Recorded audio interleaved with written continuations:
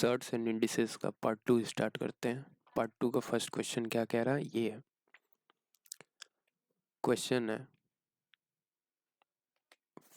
कि under root ये इसमें लार्जेस्ट बताओ कौन सा है।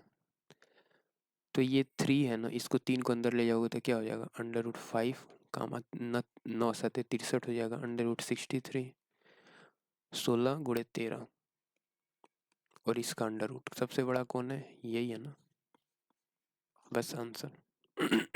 ये तो आसान था कि पहले इन सबको अंडर रूट में चले गया वैल्यू। अब 1 है बाहर, 1 का अंडर रूट 1 ही होता है ना, और सबसे बड़ा ये हुआ जिसके अंडर रूट के अंदर मैक्सिमम वैल्यू होगी वो सबसे बड़ा हो गया। ये बोल रहा है 3 2 6 का एलसीएम ले लो। 3 2 और 6 का एलसीएम क्या हो गया, 6 हो गया। तो 6 की पावर 1/3 है ना, कि पावर, तो 6 की पावर 1/3 है, इसमें 6 3 से भाग दोगे तो क्या हो जाएगा 2।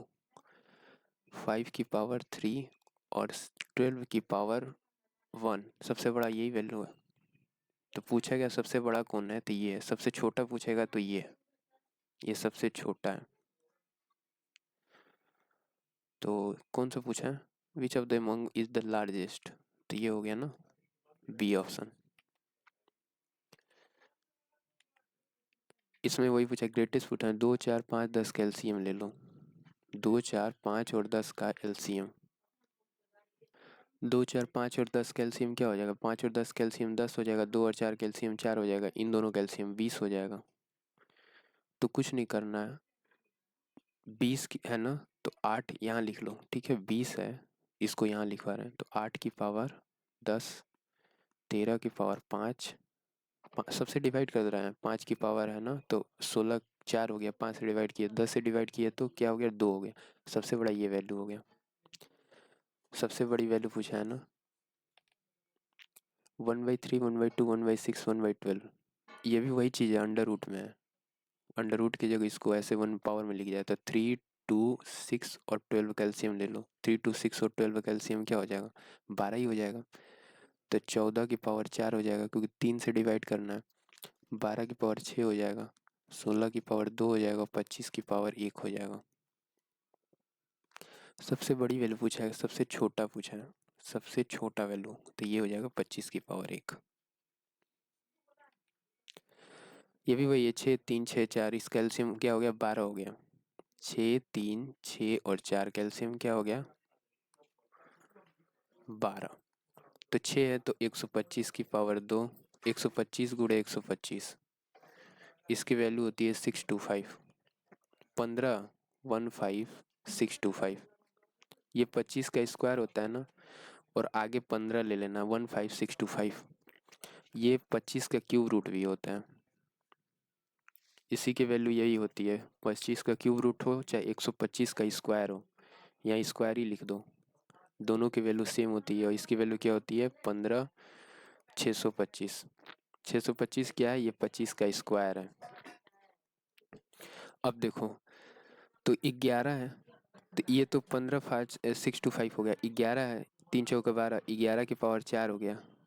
12 है तो 6 की पावर, ये 6 से भाग दोगे तो 2 हो गया, और 5 है 4 से भाग दोगे तो 3 हो जाएगा। सबसे बड़ी पूछा है, सबसे बड़ा वैल्यू बताओ, तो सबसे बड़ा यही वैल्यू हो जाएगा 125 का स्क्वायर। तो ये ना लिखना, ये लिखना, इसमें से बता रहा है ना, ये लिखना। आरोही क्रम में लिखो, इजी हो गया। 34 51 और 7 17, इनका एलसीएम बताओ। 34 11 और 51 और 17 का एलसीएम क्या होगा, सॉरी एचसीएफ, क्योंकि अब ये डिनोमिनेटर में नहीं है ना। देखो, जो अगर 1/34 होता, इसको क्या लेते हैं, 3 की पावर 1/34 को क्या लिख सकते हो, 34वां रूट है 3 का, समझ रहे हो ना। 3 की पावर 34 हो, इसको क्या लिखोगे, 34वां रूट है 3 का। तो जब ये 1/पावर में होता है या अंडर रूट में होता है, 1/ में पावर हो, ठीक है, या फिर ऐसे हो nth रूट हो, तो हम लोग क्या करते हैं, एन एन कैल्शियम लेते हैं। अगर नंबर्स के साथ कंपैरिजन करना हो, यहाँ पावर में है ना, तो एस सी एफ लेंगे। यहाँ 34 51 और 17 का, तो 17 3 51, 17 दूना 34, तो 17 एस सी एफ हो गया ना, 17 से भाग दे दो, तो 3 की पावर 2, 2 की पावर 3 और 7। इसमें सबसे बड़ा कौन है? 9, 8 और 7। यही सीक्वेंस बन जाएगा ना। क्या पूछा है? अवरोही क्रम, यानी बड़े से छोटा में लिखना है, तो बड़े से छोटा में यही वैल्यू हो गई, फर्स्ट ऑप्शन जो बड़े से छोटा में। ठीक है, पहले ये होगा 3 वाला, फिर 2 वाला होगा, फिर 7 वाला होगा। हम सिर्फ ये देख रहे हैं नंबर, ये 3 फिर 2 फिर क्या होगा? 7 होगा। क्योंकि देखो 3 का क्यूब स्क्वायर 9 होता है, 2 का क्यूब 8 होता है, 7 का क्यूब 7 होता है। तो ये फर्स्ट ऑप्शन। ये भी वही है, HCF इसका क्या हो जाएगा? 25। इसका HCF क्या हो जाएगा? 25 हो जाएगा ना। 25 चौका 100। अच्छा, देखो इसका HCF 200 हो गया, नहीं 100 हो गया। इसका और इसका HCF क्या हो गया? 10। इसका HCF क्या हो गया? 5। और 10 और 5 का HCF क्या हो गया? 5। तो 5 इन सबों का मेरे को लगता है 50 HCF होगा। 0 0 हटा दिया तो 50 होगा। 50 से भाग दोगे तो 2 की पावर क्या हो जाएगा? 2 की पावर 50 से भाग दोगे तो 5 हो जाएगा ना। 2 की पावर 5, 3 की पावर 3, 5 की पावर 2 और 4 की पावर 4। यही होगा ना। और 5 की पावर 4 क्या होता है? 5 की पावर 6 तो 64 होता है, 32 होता है, ये 27 होता है, ये 25 होता है, और ये 64 होता है। क्योंकि 4 चौका 16, चौका 64, 4 का क्यूब 64 होता है ना। 16 का क्यूब 200, 216 256 हो जाएगा। तो सबसे छोटी पूछा है, सबसे छोटा कौन सा है? 5 वाला है ना। 5 वाला नंबर जिसमें है वो सबसे छोटा है। 5 की पावर 100 ये सबसे छोटा है। 5 की पावर 100 क्या है? ये सबसे छोटा है। और सबसे बड़ा कौन सा है? तो सबसे बड़ा 4 की पावर वाला है, ये वाला नंबर है। ये 4 की पावर, ये देखो ये सबसे बड़ा आ रहा है ना, इसे इसको स्क्वायर ब्रैकेट से लिखे तो ये सबसे बड़ा है। सबसे बड़ा कौन सा है? ये है। सम बताना हो, जब इस तरह का नंबर हो और सम बताना हो तो आप स्क्वायर करके ये करके फिर इसका अंडर रूट लेते हो ना, तभी तो सम पता चलता है। लेकिन एक और होता है, इनके बीच का गैप क्या है? 6। इनके बीच का गैप क्या है? 12। इनके बीच का गैप क्या है? 0। तो इसमें जो सबसे छोटा होगा नंबर वही सबसे बड़ा होगा। क्या मैंने बताया? अगर ये नंबर से 11 प्लस 5, गैप कितने का है? 6 का है ना। 11 में से 6 गया 5, 5 गया 6, और सम इनका क्या है? 11 और 5 का 16। उसी तरह 14 और 2, इनका सम 16 है और गैप इनका कितने का है? 6 का है। नहीं नहीं, 12 का गैप है ना, लेकिन सम 16 है, तो यहाँ गैप कितने का है? 12 का। ये पहला हो गया, ये दूसरा हो गया। तीसरा क्या है? तीसरा है कि 8 और 8 16, तो इनका सम तो 16 है। नंबर्स का सम 16 हो रहा है ना, 8 और 8 16, लेकिन गैप कितने का है? 0 का। तो जो सबसे छोटा गैप देता होगा, जिसका गैप सबसे छोटा होगा, छोटा गैप, ठीक है, यहाँ छोटा गैप लिखो, वो नंबर सबसे बड़ा होगा। वो सम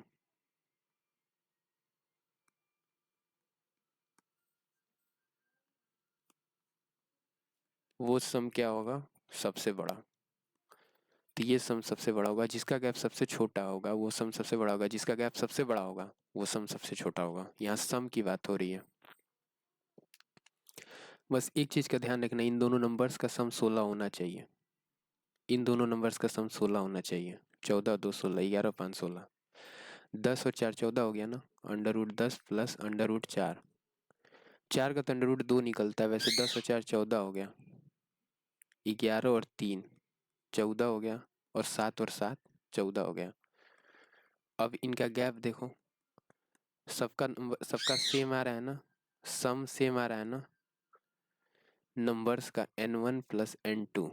इन दोनों का सम सेम है, लेकिन अंडर रूट में जिसका गैप सबसे कम हो, इसका गैप कितने का है? 6 का है। इसका गैप कितने का है? 9 7 3 8 3 11 8 का है ना। और इसका गैप कितने का है? 0 का है। तो जिसका गैप सबसे छोटा होगा, सबसे छोटा होगा वो सम सबसे बड़ा होगा। जिस सम का गैप सबसे छोटा होगा, गैप यहाँ जीरो का है ना, वो सम सबसे बड़ा होगा। अब देखो यहाँ पूछा है सबसे छोटी सम बताओ, तो जिसका सम सबसे बड़ा होगा, ये सम सबसे बड़ा है ना, तो 11√3 हो गया। छोटा वाले के लिए उल्टा हो जाता है। ये भी वही है, 5, 3, 8, 6, 2, 8। अब बताओ कौन बड़ा है, तो इसका गैप 4 का है। 6 और 2 8 होता है, 9 5 और 3 8 होता है। तो इसका गैप 4 का है, इसका गैप क्या है, 2 का है। तो सबसे बड़ा कौन है, जिसका गैप सबसे छोटा है। तो ये बड़ा होना चाहिए ना, इसके साइड बड़ा साइन लगा, ये वाला। नेक्स्ट,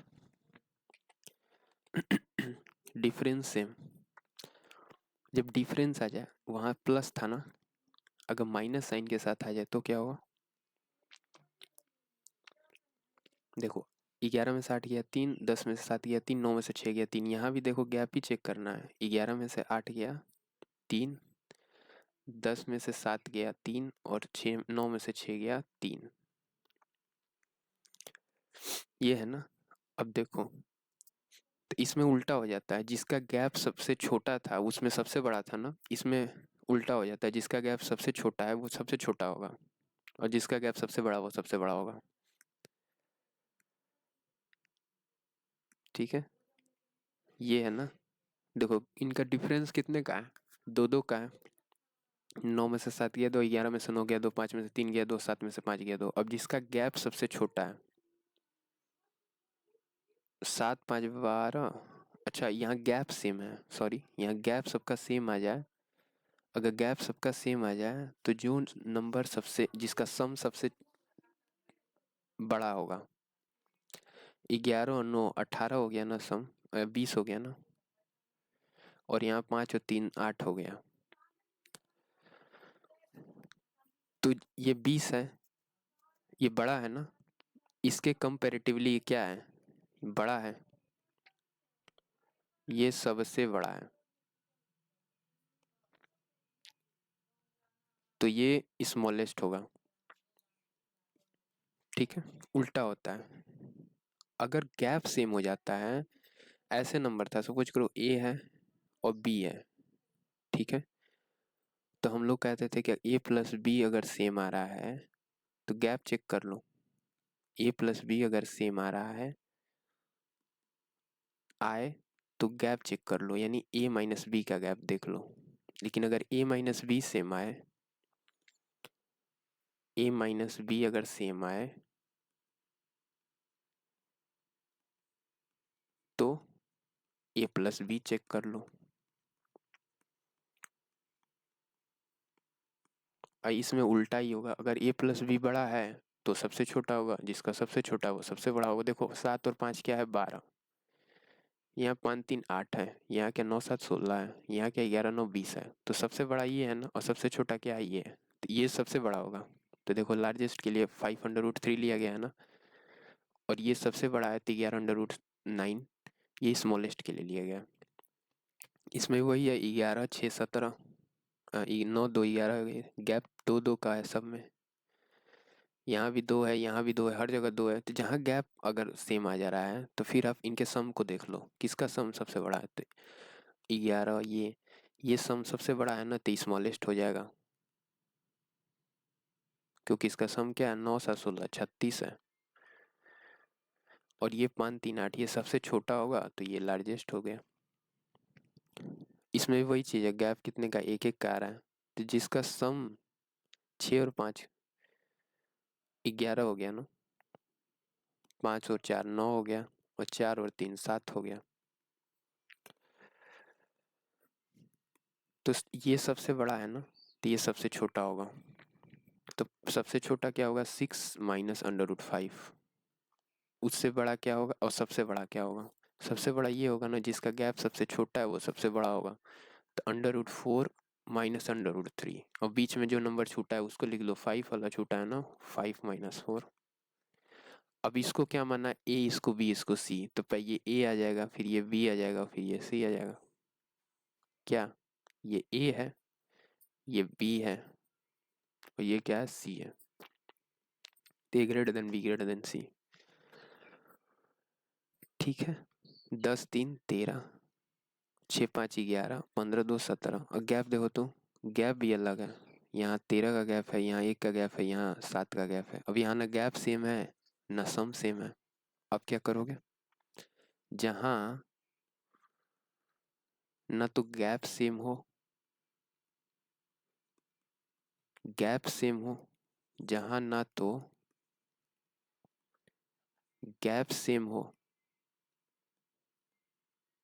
ना ही नंबर सेम हो, ना ही सम सेम हो, नंबर्स का सम n1 प्लस n2 इनका सम सेम हो,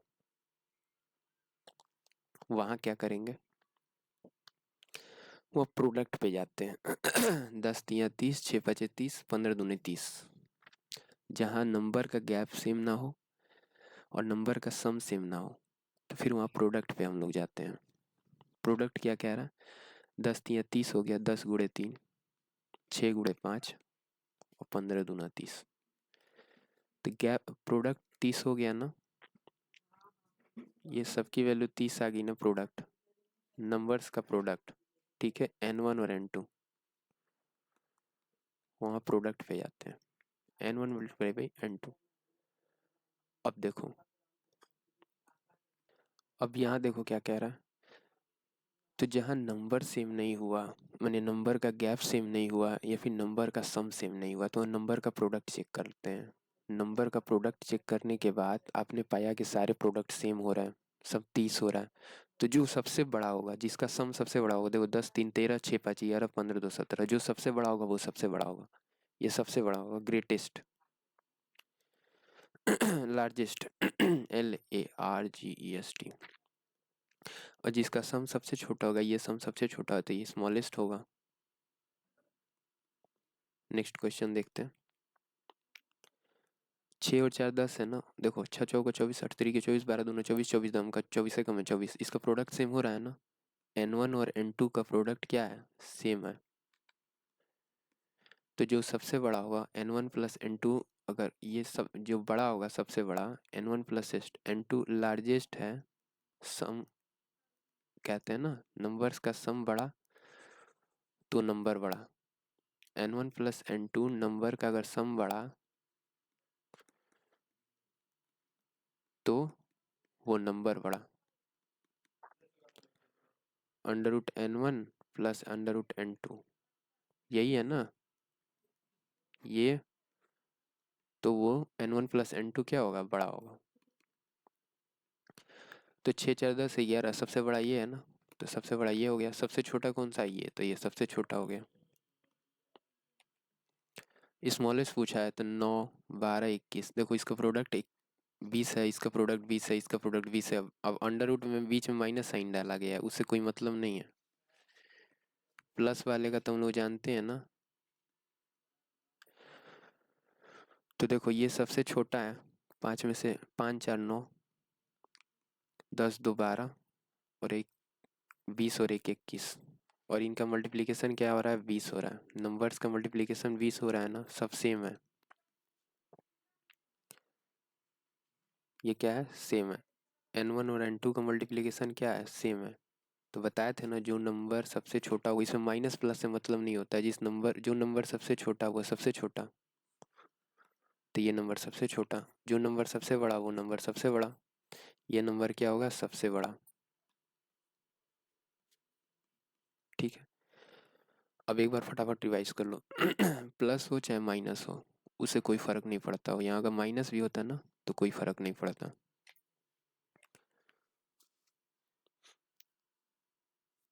इनमें क्या था, हम लोग डिफरेंस चेक कर रहे थे कि जिसका डिफरेंस सबसे छोटा होगा, देखो ये माइनस साइन है ना, तो इसका डिफरेंस जो सबसे बड़ा है वो सबसे छोटा होगा। लेकिन अगर सपोज करें यहाँ प्लस आ जाए, प्लस आ जाए तो भी वही सिनेरियो है, ये वाला डिफरेंस सबसे छोटा है ना, तो ये सबसे बड़ा होगा। तो प्लस माइनस से यहाँ अंतर नहीं पड़ता है। ठीक है, देखो 4 है ना डिफरेंस, और यहाँ 5 है, 2 है डिफरेंस, तो ये नंबर बड़ा होगा, तो इसको बड़ा लिया गया है।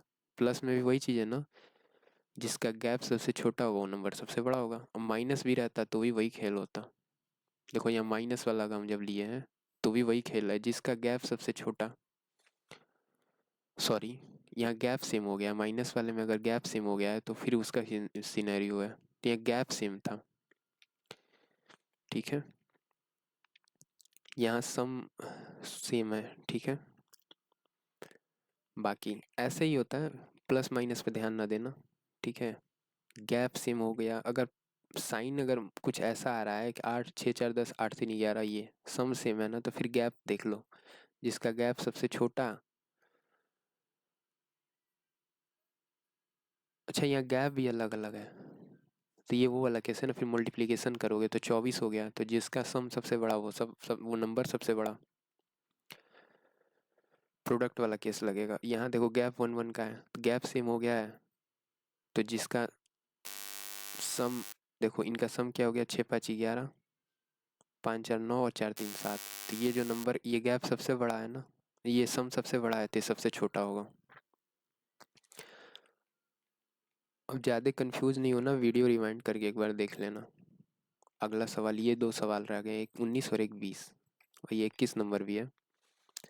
ये क्या कह रहा है, इसकी वैल्यू बताओ up to infinite, 2 3 4 5 up to n तक सम जा रहा है, तो कैसे होगा। इसको अगर रेशनलाइज कर दोगे, अंडर रूट ऑफ 2 - 1 से मल्टीप्लाई कर दोगे, तो ये हो जाएगा ना, ये तो 1 हो जाएगा 2 - 1, और यहाँ अंडर रूट 2 - 1 हो जाएगा, यहाँ क्या होगा, अंडर रूट 3 - 2 हो जाएगा, तो ये सब कैंसिल होते जाएंगे सब, फर्स्ट टर्म लास्ट के साथ कैंसिल होता जाएगा, ये इससे कैंसिल हो जाएगा, फाइनली क्या बचेगा 1, और लास्ट में क्या है 100, तो 100 से 10 निकलेगा, 10 में से 1 गया 9। समझा दे रहे हैं, देखो क्या था, 1/√2 +1 +1/√3 +2 +1/√4 +3, ऐसे ही है ना, अप टू इन्फाइनाइट तक, नहीं 4 3 अप टू 100 तक है ना, 100 +√99। देखो ये वैल्यू बड़ी है ना, 4 से बड़ा है 3, 3 से बड़ा है 2, तो इसीलिए यहाँ 99 से बड़ा रखा गया है 100 को, यहाँ 1 से बड़ा है 2। तो अब इसको जब रेशनलाइज आप किए होगे इस पूरे को, √2 - 1 से मल्टीप्लाई डिवाइड करोगे, तो क्या वैल्यू आ जाएगी, ये तो 1 हो जाएगा ना, √2 - 1 हो जाएगा। अब देखो √2 - 1 है, इसको जब रेशनलाइज करोगे तो √3 - 1 हो जाएगा 2, जो बड़ा वाला है वो बड़े पहले आ रहा है, ये बड़ा है ना, तो ये पहले आ रहा है, 1 के कंपैरेटिवली क्या है, ये बड़ा है, तो ये पहले आ रहा है। वैसे ये भी है, पहले √3 होगा, फिर -√2 होगा, यहाँ से क्या होगा, √4 होगा, -√3 होगा, और बीच में क्या साइन आएगा देखो ये बड़ा वाला प्लस साइन के साथ आया, तो ये भी बड़ा वाला प्लस साइन के साथ आएगा, ये भी बड़ा वाला प्लस साइन के साथ आएगा, तो ये सब कैंसिल होते जाएंगे सब, तो फाइनली ये 1 बच रहा है। एक टर्म जब खोलो तो इसको खोले होगे तो 10 बचता होगा ना, इसका अंडर रूट 10 होता होगा, और -√99 जो कि कैंसिल हो जाता होगा तो ये कैंसिल हो जाएगा, तो 100 का अंडर रूट 10 ही होता है ना। रुको एक बार लिख दे रहा है, ये 100 है, तो देखो ये कैंसिल हो गया, इससे ये कैंसिल हो गया, ये वाले सारे टर्म्स कैंसिल हो गए, बस पहले का पहला वाला जो है, ये पहला वाला है, अलग कलर से बताते हैं, ये पहला वाला है, पहले का दूसरा टर्म मिला है, तो लास्ट वाले का पहला टर्म मिलेगा, लास्ट का पहला टर्म मिलेगा, तो 10, 10 का अंडर रूट क्या हो गया 10, और यहाँ से -1, क्या वैल्यू आ गई 9, बस ये याद रखो, ज़्यादा करने नहीं है, आंसर 9। इसमें देखो, तो 1/√3 है, इसको जब फैक्टराइज करोगे तो क्या हो जाएगा, √3 बड़ा होता है कि √4 बड़ा होता है, √4 - √3 हो गया। मल्टीप्लाई कैसे करोगे, इसको फैक्टराइज करोगे तो √4 - √3 से मल्टीप्लाई डिवाइड करोगे, क्योंकि आप निगेटिव नहीं चाहते हो ना, ये √4 + √3 है। ठीक है, और यहाँ क्या था, मल्टीप्लाई डिवाइड किए थे ना, इससे यहाँ लिखो, √4 माइनस √3 से मल्टीप्लाई डिवाइड करोगे तो 4 माइनस 3 1 हो जाता होगा। तो क्या वैल्यू आती होगी? √4 माइनस √3। ये पहला टर्म है।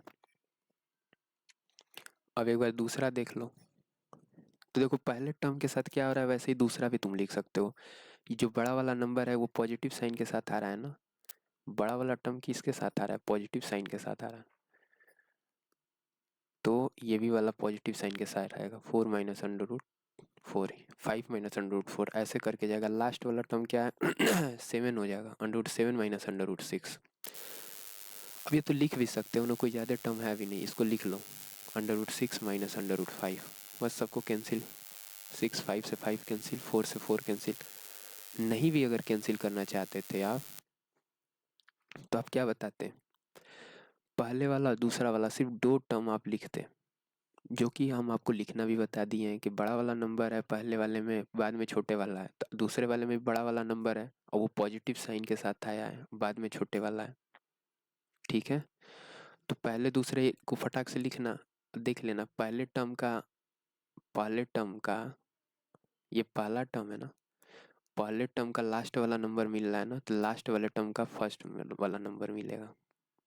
ये लास्ट वाला टर्म है, इसका फर्स्ट नंबर मिलेगा, ये मिलेगा √7। क्योंकि पहले वाले टर्म का लास्ट वाला नंबर मिला है √3।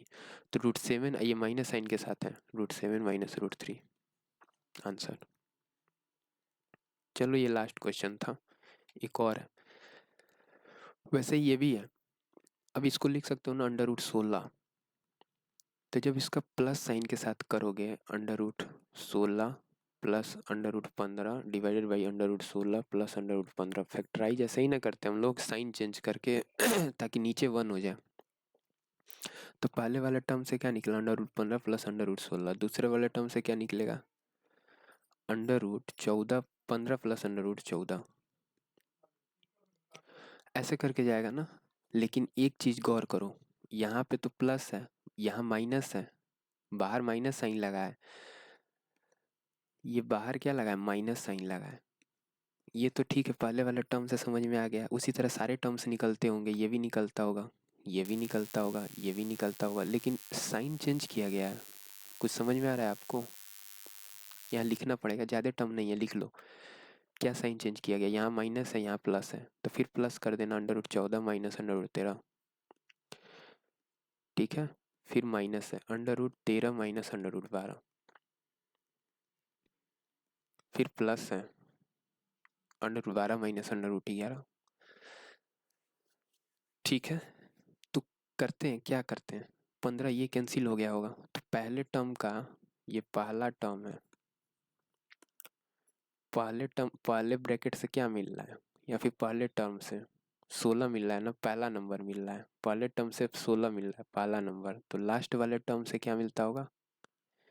√9 प्लस √8 करते होगे ना। ये प्लस साइन के साथ था, सब माइनस नहीं था। तो लास्ट वाले टर्म से क्या मिलता होगा? लास्ट वाले टर्म से क्या मिलता होगा बताओ? लास्ट वाले टर्म से सेकेंड नंबर मिलता होगा। ठीक है, तो 16 का अंडर रूट क्या हो गया? 4। और यहाँ प्लस है, लास्ट वाले में तो बाहर माइनस आया है, तो माइनस लिखोगे ना, माइनस √8। तो √8 को क्या लिख सकते हो? 2 √2। बस यही आंसर होगा, 4 माइनस 2 √2, सी ऑप्शन। चलो यहीं पे करते हैं सेशन को द एंड, नेक्स्ट सेशन में मिलेंगे।